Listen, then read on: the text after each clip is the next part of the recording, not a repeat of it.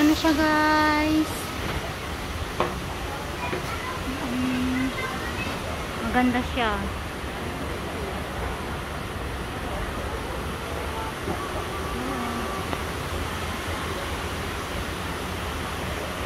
Sabi nila dalawang bus stop, di ba? Isa lang.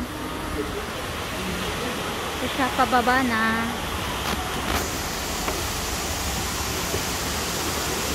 Maganda kasi walang masyadong tao. Ay, kaibigan. Ito si ate kasama ko. Tapos, cool. Ano ka? Baka madulas ka. Wow, ang ganda.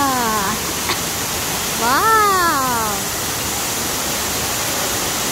Ang ganda siya. Tada!